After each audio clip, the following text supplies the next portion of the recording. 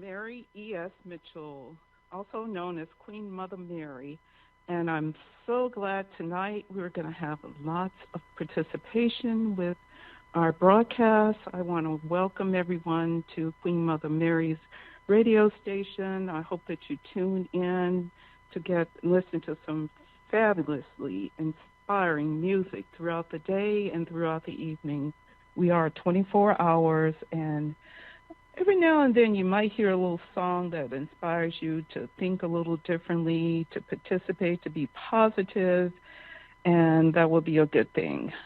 This is the sound of inspiration, and tonight we have some special guests. I guess that you all that have been listening for a while know that I co-host with T.Y. Martin, our famous 8-time award-winning playwright. He should be calling in a little while. And also we're going to have some of the guests from one of the plays that is going into production in June in Atlanta, The Hem of His Garment. So hopefully we'll have some of the cast members to call in, as well as Robin Shockley, and she will be able to call in as well. But for the first few moments, since this broadcast is about transparency, I wanted to just take a little time and do a little transparency for myself. And so I ask that everybody just kind of listen to this story, and I'm going to feed in also to bring TY on after I go through this. So usually I say to everyone that I'd rather just hear from the guest and don't say very much about myself. So in the spirit of transparency, I'm going to change things up a little bit tonight. So I'm going to tell you a little bit about Queen Mother Mary. It might be boring, but to me it's pretty exciting because I think that I've had the wonderful opportunity to live a very, very, very blessed and spiritually guided life that is just full of all sorts of adventures and things like that. And that's probably because of my parents. My parents were very, very hardworking people who had a lot of ethical background and connection with the Baptist Church in Virginia, and they taught me something very important, and I kind of grabbed onto it, and it's been a guiding post for me. First of all, they wanted me to be centered in my life with God, to know God, and to let God know me. So I learned that lesson early, and I lived that lesson. They also said that because they didn't have very much education, that if I got education, no one could close the door to me. All the doors would be open, and I could just walk through. So I believe that, and so therefore I spent a lot of my time, and even now to today, going through an educational process. And I'm telling you, it really was true. I got my undergraduate degree from Georgetown in international affairs, which was wonderful because I love to travel, and I've traveled all around the world. I've lived in or visited Canada, Mexico, at least 7 to 10 states in the United States. I've been to England, France, Paris, Switzerland, Ghana, Nigeria, Saudi Arabia, just all sorts of things. And I can tell you, every place I go, I meet so many wonderful people that just bring value to my life, and hopefully our interaction brings value to theirs as well. So they didn't steer me wrong. I have had a chance to travel and live on the East Coast, the West Coast. I'm loving Cali, but right now I'm loving D.C. a whole lot. So the other thing is that I've had the opportunity to be ambassador, been a delegate to the United Nations. I've worked for the president, not this president, but on a committee for getting together some things with the American Disability Act. I've done volunteer work with Jim Brady's group. Like I said, I published, and I know this is going to be hard to believe, but I've actually been paid to go around the country and around the world speaking And just to tie a nice little ribbon around that, I thought my life was all together. I had been married 3 times, started as friend, ended up as friend, have 2 beautiful children. And up to about 2 years ago, I was working on my PhD, and then all of a sudden, that all of a sudden thing, when the other shoe drops, and you're like, oh, what happened?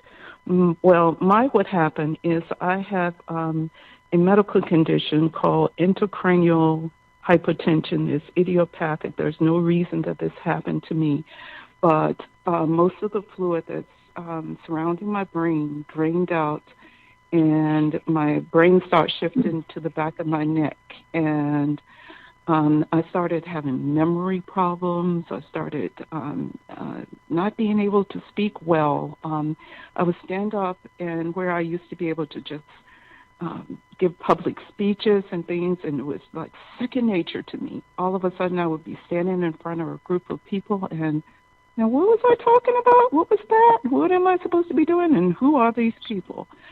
And many of the people that I knew, even from childhood, I would look at them and like, I don't even know who you are, and why are you talking to me? So needless to say, that was very disturbing. And I did mention that I did education. Part of my education was being trained as a registered nurse. And I work with a lot of people with cancer and with hospice, with death and dying, and all those sort of things. And I was also a parish nurse, so I listened to people in my parish who had all sorts of problems and things like that to help them. In addition to that, I was a lay minister. So all of a sudden, here are all the things that required me to speak and be able to recognize people, and I could do none of them. So I went into a really, really deep depression and had a lot of anxiety. I avoided people, and I went into my little cocoon. Well, in that little cocoon, I said, well, since I can't do what I used to do, I'm just going to develop all new businesses. So I went about developing at least 7 businesses. I did real estate investment. I sell insurance.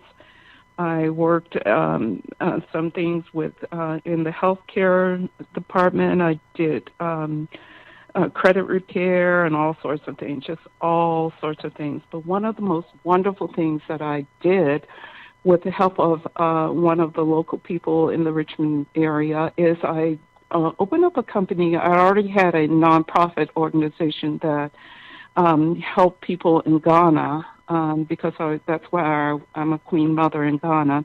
But I opened up another company, and this company was a media company. And so I thought, oh, well, since I can't be in front of people, I'll just be behind and do documentaries and stories and talk about other people and bring their stories forward. And I wouldn't have to stand up and talk anymore. And in the midst of that, I was reading a lot of things about how people who wanted to stand up in front of people could get help from someone that taught them how to act. And lo and behold, after 11 years being on Facebook and never touching it at all, a couple years ago I started searching Facebook for this mystery person. And of course, prayerfully, God landed this wonderful, wonderful person into my life named T.Y. Martin. The reason that I chose him to help me with this whole aspect of acting is, first of all, God led him into my life, and second of all, he was friends with one of my coaches. I used coaches. I used Dr. Tiana Von Johnson as one of my coaches, and also Vicki Irvin, and, you know, they helped me along the way. But I didn't know what friends meant for Facebook, so I thought, you know, like they're buddies, you know, T.Y. knows Tiana knows T.Y., and so this is a good thing. So this is my man. And so I talked with him, and lo and behold, here is the first conversation. We're like, do I know you? And I'm thinking, oh my God, I probably know him. And here I am in another situation where this is someone I'm supposed to know. And we talked and we talked and talked. And T.Y., if you're listening on here, I got you on mute on purpose, but T.Y. Martin and I have developed all sorts of crazy, wild relationships. We're trying to define it and all that sort of thing. But let's just say that any kind of relationship that a man and a woman could have on the phone, living in two different cities, has occurred. But God placed him in my life for a very special reason. But my sense of God is that God has a sense of humor, and he doesn't tell me why people are placed in my life. I have to try to figure it out. And in my mind's eye, I just imagine that he's just snickering, going, ha, ha, ha, you thought it was going to be this, but it's really that. So anyway, T.Y. has been on this course, this journey with me, and I'm so grateful for that, because what has happened now is that we're actually partners in a lot of activities, one of which is I'm the executive producer for The Hem of His Garment, and he has just a large group of people that are just so inspirational, so filled with the Spirit that they're bringing this play to life. And so, I'm grateful that God placed T.Y. in my life. I thought it was for one reason, and it's not. I'm glad that he's opened up the opportunity, and I can safely say, and T.Y., don't kill me for saying this, T.Y. and I decided that we're going to talk, and I can safely say that since meeting him in July, I have spoken with him on the phone at least every single day, with a few exceptions, since July, meeting him on the phone, meeting him on Facebook and talking with him on the phone. And I've had the opportunity to come to Atlanta. We developed office space, did its grand opening. We're, working together to get the play into production. We're working together on some projects involving converting books into stage plays, and it's just a wonderful, wonderful journey with a wonderful person. Don't tell him that I said that, but he'll probably hear it one way or the other. So, I'm very, very thankful for that, and the reason that I'm doing this little speech on myself is because I'm kind of approaching the idea of transparency, and I kind of got that a little bit from Robin, because when I asked Robin to come on the show, she sent me a bio, and I'm like, well, that's, like a PR bio. What I really want to know is, like, you. And so I really focus in on that transparency thing, and if you want other people to be transparent, I guess you have to be transparent as well. Well, kind of back to my story about my brain and everything, I go through these whole cycles. Apparently I didn't know this, but where it recurs and I lose memory of who people are. And just recently, when I was in Detroit, I had some things that go on with my brain, and they had to unscramble the eggs and I forgot who a lot of people were, including T.Y. Martin. So I was like, who are you and how do I know you? Kind of like we first met. It's like, do I know you? It went through a whole cycle. So the beauty of that kind of situation is that I've learned how to train my brain to start remembering people. It's usually by looking at pictures or posts, or sometimes I have like a journal or whatever, and so I have to relearn people. And the beauty is that in that learning process, I get to reinvent the relationship. So in giving props to T.Y., doing this whole thing, I said, look, you can bail out because I don't know who you are. And he didn't. As a matter of fact, he made it known what was going on. He opened up fundraisers for me and has been very, very supportive and allow me to take that journey back to learning who he is and without any judgment or anything like that. So, it's just a wonderful thing to have a partner like TY, and it's a wonderful thing to have the staff. And I asked Robin to come on board because, they've done interviews and things together. He's been on lots of interview shows, and I think there's one upcoming this week. So without further ado, I'd like to bring everyone else on board and kind of chime in. But TY, if you're there, this is your chance to shine, and you can correct anything I said there. But a lot of you know that he calls me Boss Lady. There's a reason for that. I put in a lot of energy so that I could claim that title. He also recognizes me as Queen Mother Mary and the one with a dry sense of humor. But there's a reason that he calls me Boss Lady. I try to take care of all the details so that he can bring his creativity to the forefront, so that he won't be entangled in a lot of things that I truly enjoy doing. And allow him with his creative mind to just produce all sorts of wonderful, wonderful, wonderful material. And as Boss Lady, I've lined the hem of his garment up to be in Atlanta, Richmond, D.C., New York, and then there's a cry for it to come to Florida and other places. And he probably has like 99 more plays. And I most recently met with someone that I did business with in Saudi Arabia. And in Saudi Arabia, the large corporations have compounds. And they have to observe, outside the compound, everybody has to observe the customs of the country. But in the compounds, they bring in like plays and theater and music and things like that. And so there's a lot of money to be made in that area. So I'm trying to negotiate a contract for that, as well as all over the world. So that's why I'm Boss Lady, and I can't stop until the world experiences some of these wonderful, wonderful plays that he has on board. And TY, are you there? TY, hey partner, are you there? TY Martin, are you there? Well, I can just go ahead and continue to talk about him then. Robin, are you there? Yes, ma'am, I am. Well, so what do you think of transparency? Before you answer, this is the reason that I say it.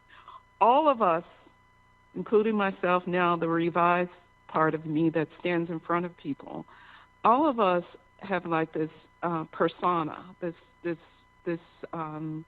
person that we put forward in front of other people. But we are people as well, and part of the ability to connect with others is to be transparent and be able to bring some of our life stories and things so that people can learn from it. Do you agree that that's an important aspect of being in front of people as well, Robin? Most definitely, Mary. Most definitely. My life example definitely today is a transparency lifestyle. Before, in years past, it was not. It was definitely a picture-perfect image of what make-believe was, the way I perceived it up to be, and I lived it. It was kind of like, an actor or an actress where you're pretending to be something else, and then you get caught up in it, and you don't even realize that that's what you're doing. And that's exactly what happened with me. And so when I think about transparency, I think about you have got to get real with yourself before you can get real with anyone else. And I firmly believe that. I used to say that all the time, and I used to say it so loosely, but more than ever in the last few years, I began to realize I had to live this life out of transparency to understand that, people need to see that real, authentic you. They need to know the genuine side of you, that you are human, that you do have flaws. And with everything that I have been through, and you're welcome to ask me questions about it or whatever, but everything that I've gone through in my life, I didn't have any other choice but to be transparent. I had to listen and find who I was, discover who God saw me to be, and to run with it. And it was very scary. It was very hard. And to walk in a newness, a new brave, a new bold, I didn't realize that people were going to receive it. I was scared to death. I thought that, well, you know what, I'm just going to say it, and what happens is what happens. That's just kind of life I live. Usually I jump at things. And so it was scary to think, oh, my God, this is a transparent moment. But I will say I give credit to a good friend of mine who actually it's his birthday today, and Dee Reiser wrote a book called Transforming Your Mind.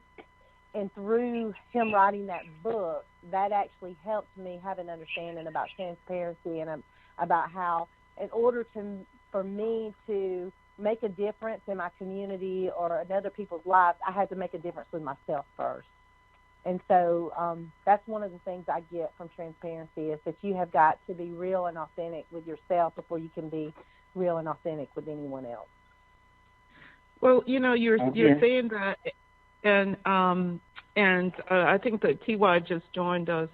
T.Y., are you kind of chimed in onto this whole idea? I'm here. And before you can answer this, let me just tell everybody that Boss Lady told T.Y. maybe 6 months ago. It was like, you really need to show people, like your genuine self, smile more, do this and do that, and all that sort of thing.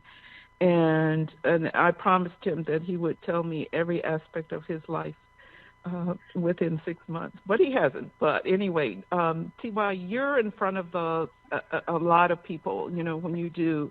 I know you're doing directing, but you also act, and you also do karaoke and stand-up and all sorts of things. And there's this whole thing about a personal a persona that you can put forth, and I know that I've had too much coffee and I'm chatting too much, but when we used to talk a lot, I would say to you, well, I think that that this you're acting out a part, so I'm gonna just actually act out a character too. So we were doing character to character, not Mary to T.Y., which was good because out of that I was able to write a book. But there is that persona that you put forth, and I don't know if that's like a protective thing or whether it's I don't know what it is, but sometimes there's a difference between what you put forward than who you are. And I guess in order to be successful, you have to be able to do that, switch it on, off and on at any given moment. Is that a misconception? Is that a good perception, or what do you think? Anything close to it, T.Y.? To me? Yeah. T.Y. Oh, hello, everybody. Hello. T.Y. Martin in the building. Pretty close, but hey, who knows? Okay.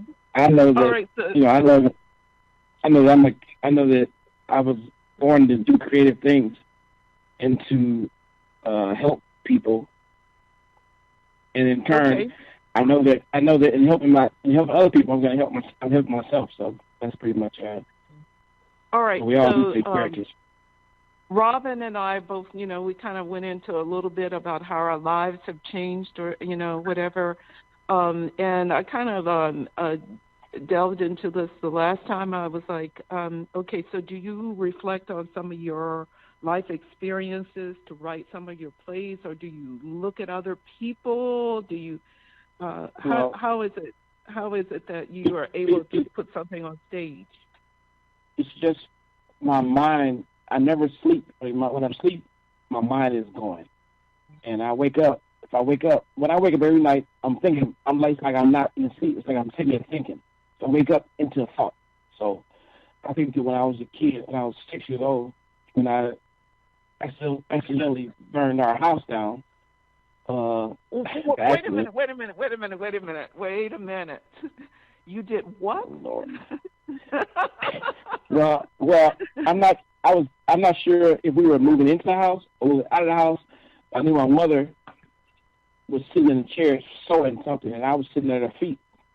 But I didn't have any pants on. I had my short underwear on and some black socks.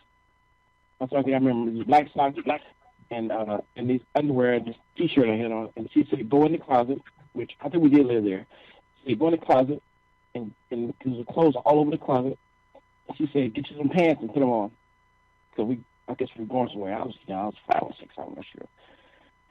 And so I got some matches and went in there and struck a match and looked, but there's no light in the closet where I think we were moving out and we weren't really ready to move yet. I don't understand. I was a kid.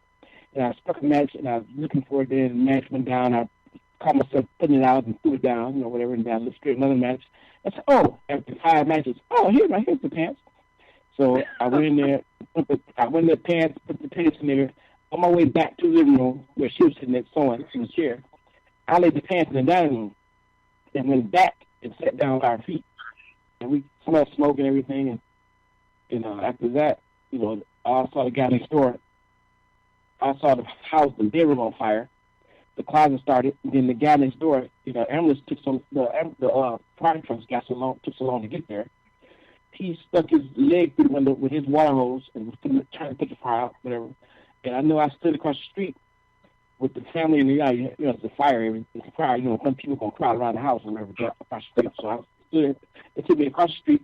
They had on black socks, tight whiteies, and a T-shirt. And right then and there, I knew I was getting all that attention. The attention was on me after the fireman said he did it. How the hell? That's my first curse. I was like, how the hell? I think that. But, so you got the taste of that attention. Yeah, right. I got all the attention. So I said, wow. So for years, I wouldn't talk. I wouldn't say anything. I would just be creative in my mind and just think of things, and which goes up to where I started like watching American Bandstand, Soul Train, different things on, then dancing to music by myself in my room. And I never would come out of my room unless I was in the bathroom or getting food or whatever. And I would stay in my room or stay somewhere quiet until, like I said, my mother used to have friends over a lot. And my mom, I used to dance a lot. My mother's friends used to pay me. I said, where's your son? Where's your little son? Come here and dance. I got some money. I was a stripper when I was 5. But I had to go in there. Can y'all hear me? Yeah. Yeah. What I was, Really? No. We're listening to this because you know what? When you said that you didn't talk, I was like, what? Would you talk all the time now? So I would go in. They would call me in. I'd be all shy, and I'd go in there and get on top of the table and dance, and different dances, James Brown, different dances. And they threw money. Like I said, I was stripping since I was 5. But, TMI. I know. I was one of the first strippers because I didn't care about dollars. I had a drawer. You could throw money in this drawer. And you have to give me a dollar bill. Just throw me the money. So I would go back to my room and count this money. And I would take this money and go and save it up for ice cream and cheese whiskers. Like cheese whiskers and ice cream together. And so growing up, I would get a lot of attention because I was quiet. So I started studying people. All the rest of my life, through high school, through everything, college, I started studying people, their ways of doing. So then I started creating comedy. I started doing stand-up comedy about people in the family and different things, wherever, and I became depressed a lot because people didn't respond to me growing up as a kid.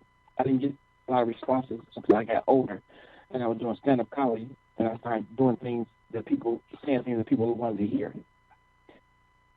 So, okay, well, let me ask you this, T.Y. Okay, when you get up in front of people, you're performing, but that's not really you. That's like a character, right? That's not really me. It's me, but it's a mixture of both. I'm just being somebody I'm not to make people happy, which in turn makes me happy. And then I'm just I can't if I don't see it like when I'm writing the play. If I don't see the play in my head or see the characters, I can't write it. If I can't see it first, I can't write it. If I can't see myself on stage doing comedy, if I can't see myself on stage doing stand-up comedy being funny, I can't. It's not gonna be funny. Okay, so you know how we're looking at some of the books, and I know that you're looking at. I mean, you're right now in the process of doing at least 2 books, converting it into plays, right? Yeah. Right. And right. so you actually see the characters as you go through and you read. When I read well, that's when I'm writing it. I'm seeing it. I mean, I don't see them until I read it, but once I can't. I have to see what they're doing. I have to make them do things because, like I said, a book, a play, a movie, a film short are all the same name, but it's done differently. You can't do things on stage that you do in a book, or that you see in a book. You can't do it on stage or in a movie. You know what I'm saying? Different. So okay, so it sounds mm-hmm. It sounds like that whole sometimes experiences which other people can view as being negative actually are the most positive thing because it causes you to grow in a certain direction. So during those quiet times when you were just observing people, right. perhaps was the time when you learned to do character development. Like making right. those stories in plays. So it can be viewed as a negative thing, but it's actually one of the most positive things that happened to you because it brought out your creativity. And speaking of creativity, do we have any of the cast members from him on the line now? Yes, I am right here. All right. Who are we speaking with? Oh, okay. I'm the one that plays as the doctor. My name is Tatiana. Uh-huh. Hi, I've Hello, seen Tatiana. you many times. Hello. Hi. How are you? And are you finding that your part in the play, The Hem of His Garment, is something that inspires you, or what is it about standing in front of people that you like doing now? Well, to be honest, this is the first time I ever do something like this. I have never acted in my life. Uh-huh. So it's just a new experience for me. Uh-huh. And I'm trying to learn a lot from Ty. He's teaching me many things and making me think and how I can do better in what I'm supposed to do. So are you taking some of his classes now? Are you taking some of his acting classes? Oh, yes, that's great. I am currently enrolled in his classes, and he pretty much is guiding me to become the actress he sees me in his play and maybe in others in the future. That's wonderful. Yeah, it's been very challenging because I have never done this, like I said. I've been looking into techniques of how to memorize or how to get involved to be the character, and I just put too much thought into it because I'm not used to this. I'm just getting the hang of it. I think I'm doing okay, I guess. Right, Ty? That's right. You think? Okay. So, Robin, this is a whole different area because both you and I don't actually get on stage to do plays, and we're involved in a lot of activities where we're helping other people in other ways. But I like the idea of all of us recognizing that we do need to, be involved in each other's growth. Robin, you have a radio show, it's actually, tell me a little bit about the way that you reach out to people. You have several things. Uh-huh. Actually, I have a TV media show, and it's called Focus Forward with Robin, like moving forward. And so it airs on Facebook Live. It'll be actually airing this coming Monday, the 13th at 5 o'clock, live at 5. So it goes on Facebook. It also goes on a couple of other stations like YouTube through the Regina Sunshine Global Network out of Douglasville, Georgia. And so it reaches people all around the country. And so that show, excuse me, that show is actually based off my personal story, is where it stems from. And then it's about people who have a pit to purpose story. So if you are like an entrepreneur, or either you are a community advocate, or you are somebody that's creating a lifestyle to impact or make a change, a difference that can be influential in any way positive to somebody else's life, those are the people that I look for to be on my show. I don't want somebody coming on that's just gonna gab away. You know what I'm saying? I want it to be purposeful. So when I do the show, I also do a thing. It's called Focus Forward with Robin on the Go, and through that goes through Facebook and YouTube as well. And I go and do different interviews with different entrepreneurs one-on-one, and do exclusive interviews. So where you come on my TV show and you get to talk about your story, and you know, I want to know the whys. I want to know why, like T.Y. I want to know why. Like, I did an interview with him and stuff, and we pretty much did a broadcast of his acting classes that were coming up and such like that. But we didn't talk about his story as much. I knew about it just from, you know, being with him one-on-one, talking, you know, off the camera. But I like to hear the real story behind why you do what you do.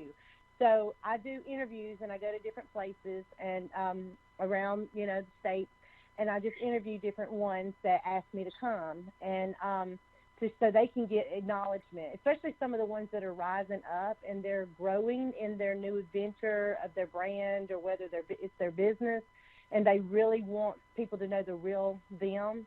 I mean, great. Let's, for instance, say, okay, yeah, you sell jewelry. Well, that's great. I can promote you selling jewelry. No big deal. I can wear your jewelry. I can do I can showcase it. I can do pictures with your jewelry. But what I want to know is why you're doing your jewelry. Are you a single mother trying to make ends meet, or have you always loved to showcase fashion? I mean, I want to know the reasons why, because there are so many people out there, and we think everybody's got together because we're in a world of business where everybody is like trying to make a buck, trying to, you know, build their brand and everything. But there's so many people outside that are not, and they're looking, you know, trying to figure out, how can this person be doing this? How can that person be, you know, exceeding in making money, or exceeding in connecting with people and such? I want to know how you made it so you can be impactful to that next person. So that's where my shows come from, with the TV network, and then also my videos on the go. I also do other things, like I do red carpet events where I go, and I'm a writer as well. I'm not nothing like T.Y. though. I will tell you that. God hasn't put that in my bucket list vision yet. But you could help me though, T.Y. But I am a writer for a couple of. You will? Okay. I'm a writer for a couple of magazines. I write for Drina Torres out of Los Angeles, California, with her Infinite Celebrity Hairstylist magazine. And also I write for Tangi Roseborough out of South Carolina with her Pain to Purpose. She also has a TV show as well. And so I love to write. So, and then I also do my own personal blogging with Focus Forward with Robin. So there's multiple things. I do life coaching as well. I teach about servant leadership, sowing where you want to grow. There's so many different things that I do, but there's a story behind why I do what I do. So, you know, I'm a and Robin, yes, don't tell it all, because I'm trying to get Robin to document her life story, her whys. With her life, I think that I think that her story needs to be told, because it's one of overcoming lots of obstacles, and we talked about this a little bit. And I've actually invited Robin to come up, very much like T.Y. T.Y.'s been up to Richmond, to my home a couple of times, and I'll say that because what I'm doing with my home is converting it over to an urban retreat.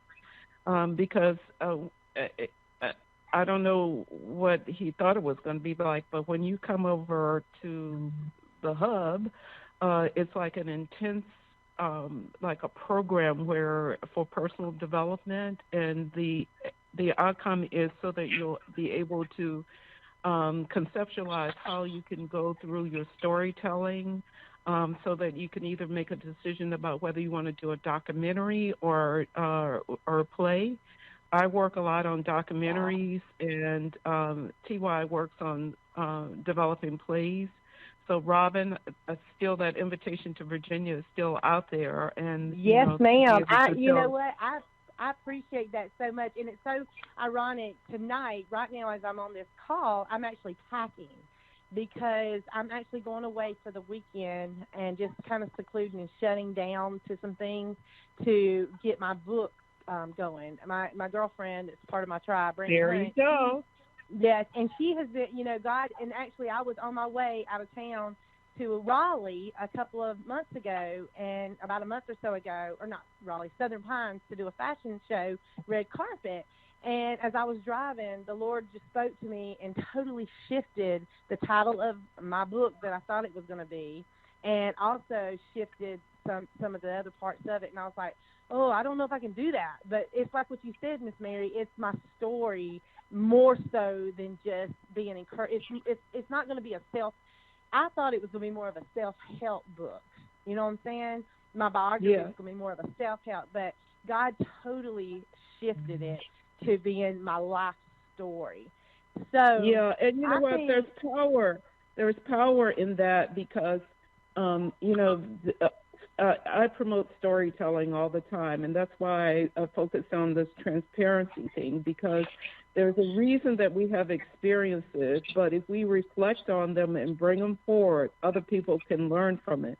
Like the book that TY is working on now, it's by a dear friend of mine, Mary, also, and the book is called Stripped, and her personal stories, how she got from where she was until, she's graduating, she's with her law degree, and she's, in ministry and everything. It's just a phenomenal story. And Robin, I'm so appreciative that you're working on your story, because I think that other people can learn from your experiences and things like that. I always reflect on the thing about, Jonah and the whale or the big fish, how he had to be transported to the place so that he can tell the story so that others can hear it and their lives are affected. And in a certain way, that's why I got involved with TY with the Hem of His Garment, because he wanted to do lots of plays, and I'm like, I don't know if I can sign off on this one, but this is so spiritually oriented, and I believe that the messages in all those cities that we're going to go to, there's someone, their life is going to be changed in such a dramatic way from the storytelling. The story that's going to be presented on this stage is going to impact someone's life in such a dramatic way.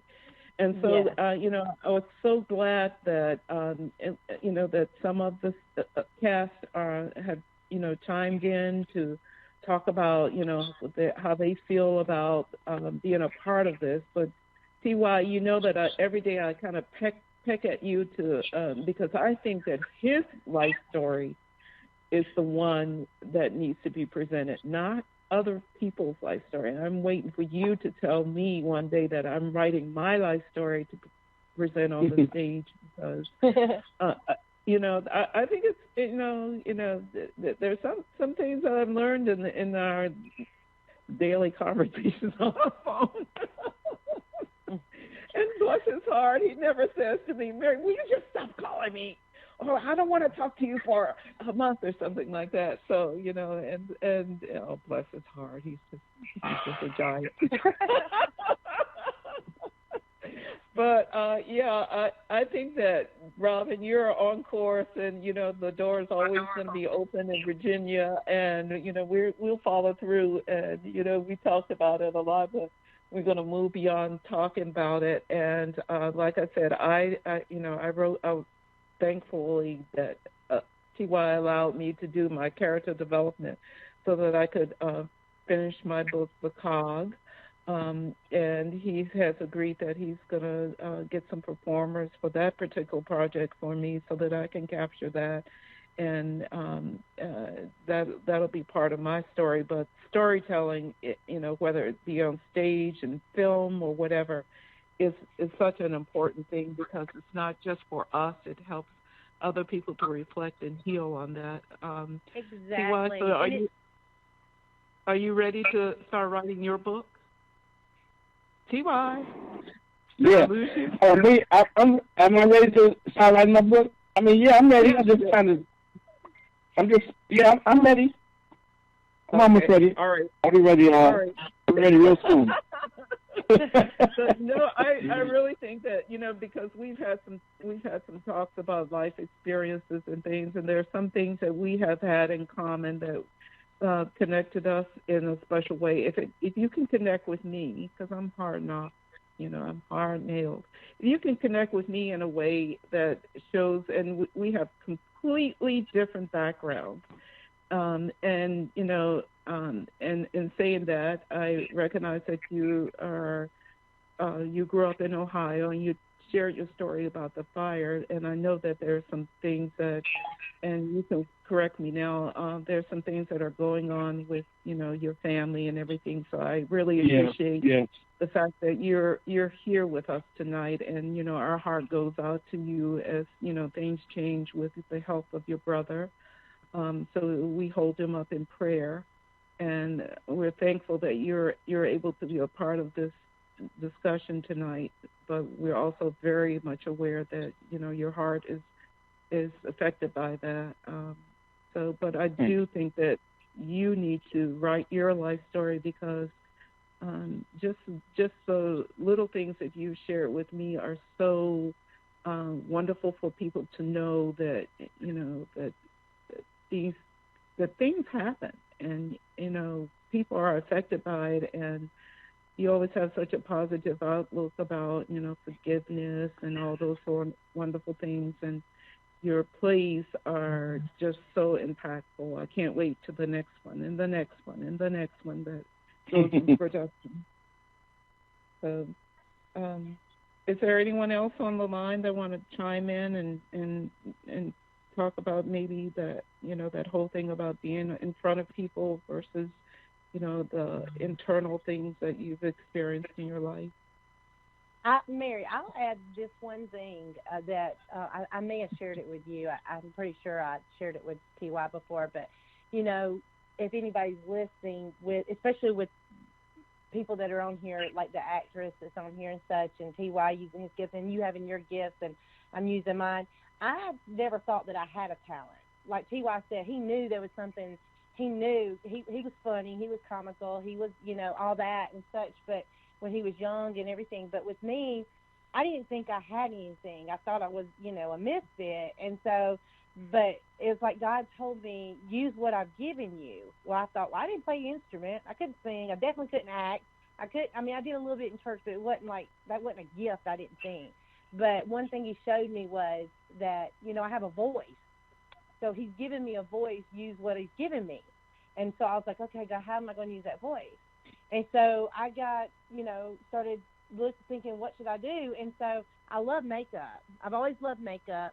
And so I love lipstick. I've always loved lipstick. And so I got into selling makeup. And through selling the makeup, I started going to conferences and learning about it and learning how to speak to people and all that. And so, that's when God started showing me I did have a gift. So I started talking to people one-on-one. So I always try to encourage people, take what you have. Even if you don't think you have anything, like me, I didn't have any kind of special talent. That's why I do my show, is because I want people to know that everybody's got a gift. If not everybody has like a talent, but everybody has a gift within. And if you can tap into that potential and get deep down inside to recognize what that gift is, I always tell people, go back to what you did as a child, like T.Y. shared what he had done as a child and such. So if you can go back and tap into what you did as a child, I used to love to teach. You know, I always wanted to be a teacher. I always thought teachers were very important, and and everything, and and they add value. And I didn't know why I wanted to be a teacher. I just know I wanted to be in front of the classroom and just help people. Well, that's what I do now. I teach.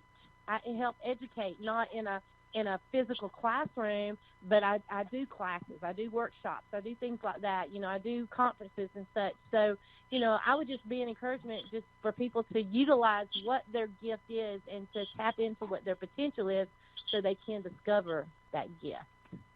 Oh, well, I really appreciate that. And, like I shared my personal story and everything. And so what I had learned as a profession, I had to start all over. So sometimes, life presents you with an option of, like I said, like when I forget everything and everyone, I have the ability to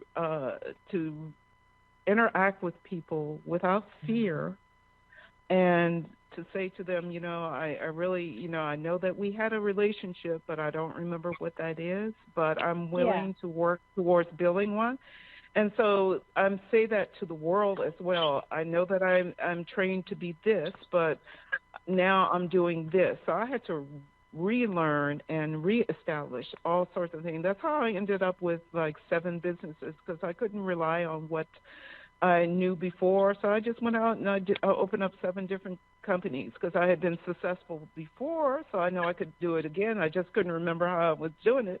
So I had to learn 7 new skills all at the same time while trying to learn every one that I thought that I knew, and it's I have a big head, but I think that that's because my brain is like working, so it just so you have to have a big dome to contain all that stuff, and so by the grace of God, I if you listen to your intuitive spirit and it leads you in the right direction, just like I said that T.Y. and I had to figure out, are we supposed to be like brother, sister? Are we supposed to be partners? Are we supposed to be, what are we supposed to be doing, and, what? What'd you say? What did you say? I didn't say anything. Oh, okay. I ain't seen nothing. Well, you did. I ain't say nothing. What I do wrong? I didn't say nothing. I ain't say nothing. That's an internal joke, but Robin, you got it right. What I do wrong? What I say wrong? But what I do? What I do now? What I do? What I do? Speculation. You did absolutely everything correctly.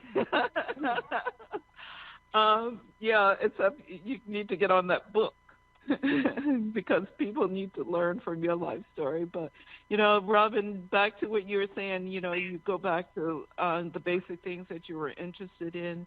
If you don't remember what those things are, sometimes God gives you the opportunity to learn new things, and that's another journey. That's an absolute another journey. But the whole thing is not staying still and, not settling for anything, and knowing that opportunities are available to live out your dreams. Believe in yourself. Believe in other people. Be supportive. I embarrassed T.Y. by saying that when I was going through my whole thing, he just chimed in and started, GoFundMe and everything. She needs to recover and all this sort of thing.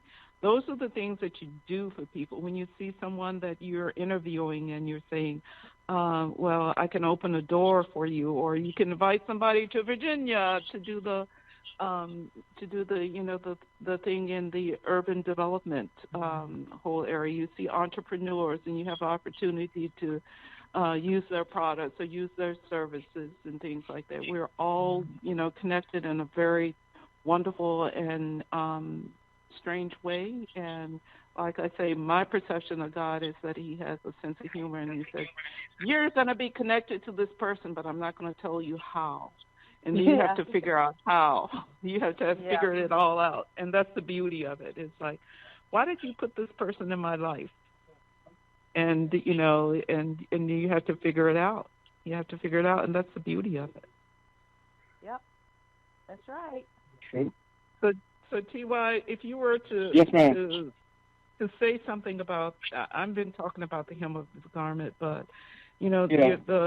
the things that you've been putting out there, they make me break out in tears. You know, looking at the actors and actresses as they talk and on your clips and everything, it's very emotional. You know, it's just It is.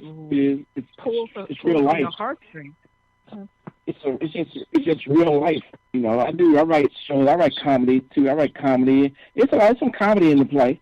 You gotta have comedy in a play like that. You can't just have all devastation and all truth. You know, all uplifting spirits. So you gotta have some comedy in it. But The Hem of His Garment is a play. It's a story about faith that we every day everybody's saying, I got faith, I got faith, I got faith, I got faith, I got faith, must see I got faith, but then when something happens, where is your faith? Where is it? It's easy to talk about it. That goes for me. It's easy to say I got faith, but when something comes in your life, you have to, you know, do I have it? You know, you have to ask yourself the question within yourself without verbally asking. You got to say, hey, do I have faith to believe that the doctors say one thing or man say one thing? Will God say something different? Do I have enough faith to believe that he will say something different? So that's what this play is about. That's why I picked some of the worst issues in life that there's no cure for to create this story. And it's about faith. It's not about race or color or creed or religion. It's about faith. It's not about whether you would whoever you are. It's about whoever you are. If you're a crackhead, you're a drug dealer, whoever you are. It's about you and your relationship with God. You know, it's just your personal relationship. It doesn't have anything to do with religion or anything. It's just your personal relationship. It goes from me and anybody else that's a believer. So this Hem of His Garment is not a play. It's a production. It's real. This is real life. Yes. It's an individual thing. Yes. And with you saying that, when you had told me that you were bringing that back, this was then last year when you were telling me it was going to be coming back, and then I started seeing it being advertised and everything, and you talking about it and everything. It took me back to when I rededicated my life to Christ wholeheartedly back in 2000, and I think it was 2006. And I remember I was sitting up in the balcony, and my pastor, I was going to a mega church, and my pastor was preaching on the message, the Hem of His Garment, preaching on that, about the woman with the issue of blood. And I literally had the issue of a physical issue of blood, but I also had a emotional issue. I was dealing with a lot of private things, and I won't talk about it in this marriage because, it went away, didn't come back and all this, but the thing is, I was dealing with it in the physical realm as well as the emotional and spiritual realm.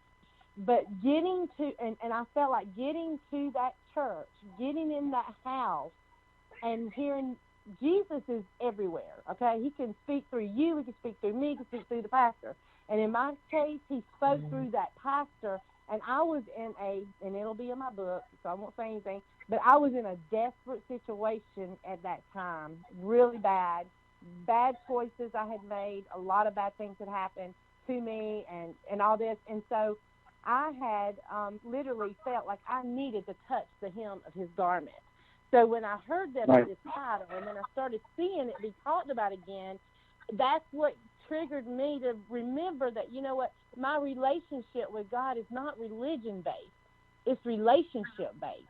And it's Absolutely. And like you said, it doesn't matter, like you said, the drug dealer, the homeless, the rich, fancy person. Everybody needs Jesus. Everybody needs a touch of his hem, So I'm excited. I'm hoping to come. I'm hoping to come on Sunday. I've got 2 events going on that Saturday, but I really want to come because this is really personal for me. So. Yeah, I'm really looking forward to it. I'm so glad, T.Y. Thank you for allowing me to be a part of this production. And You're welcome. It is going to touch so many lives, and that's why I'm just 100% up on this. And I thank everyone that's been here tonight because once again, we're talking about transparency and everything, and we share a little bit of our lives, and it's not just so that, it's not just for empty reason. People need to know what's going on and how our stories need to be presented out there in many different forms so that people can learn from it and grow from it and realize that we're all here together, and, the relationship-based information comes in many forms, whether it's through a broadcast, whether it's on a play, but it's all about us. And we're not here alone, and our faith will be tested in many ways. And anybody have a final word? We got about 1 minute left here, but I'm just blessed to have you all here tonight. Thank you so much for having us. My final word is tell everybody about this production. Tell everybody. It's not about T.Y. Martin. It's not about. It's the message. Tell everybody. Just tell everybody. Promote it all on your social media. If you want to see trailers, go on my page and see all the different clips. Share them. Talk about them. And I will share with you that this particular show is going to be on a different production, and I'll tell you all about it on Facebook. And on that, I'll say good night. Good night, Mother Mary. Good night. Love you all. Good night. Good night, everybody. Bye-bye. Love you all. Good night.